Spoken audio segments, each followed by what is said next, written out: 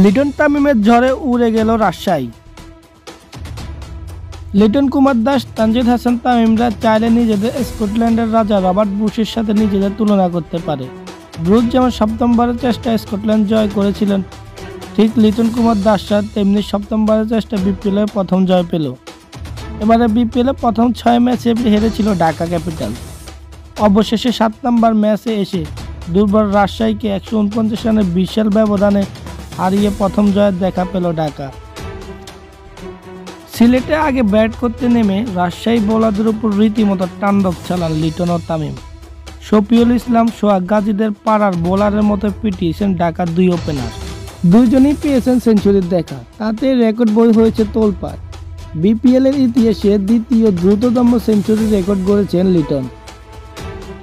৪৬ বলে 3 অঙ্কের magical figure স্পর্শ করেন এলকেডি। শেষ পর্যন্ত 55 বলে 125 রান করে অপরাজিত ছিলেন ডানহাতি এ ব্যাটার। ইনিংসটিতে 4 বাউন্ডারির পাশাপাশি 9টি ছক্কা মেরেছেন লিটন। আরেক ওপেনার তামিম 64 বলে 108 রান করে থেমেছেন, তাতে 241 রানের জুটি, যা বিপিএলের ইতিহাসে সর্বোচ্চ রানের জুটি। 2 বলে অপরাজিত 7 রানের ক্যামিও খেলেছেন সাব্বির, তাতে নির্ধারিত 20 ওভারে 1 উইকেট হারিয়ে 254 রান তোলে ঢাকা ক্যাপিটাল। বিপিএলে এটি দলীয় সর্বোচ্চ সংগ্রহ। রাজশাহীর প্রত্যেক বোলার দেদারসে রান বিলিয়েছেন। রান তারা ঢাকার বোলারদের তোপে মুখে পড়েন রাজশাহীর ব্যাটাররা। মাত্র 105 রানে গুটিয়ে যায় তারা। 5 সমান রান দেখে রাজশাহীর ব্যাটাররা আউটের মিছিল শুরু করেন। ঠিকমতো কেউ ক্রিজে দাঁড়াতে পারেননি ঢাকার বোলারদের তোপে। রাজশাহীর হয়ে একমাত্র লড়ে যান রায়ান বার্নস।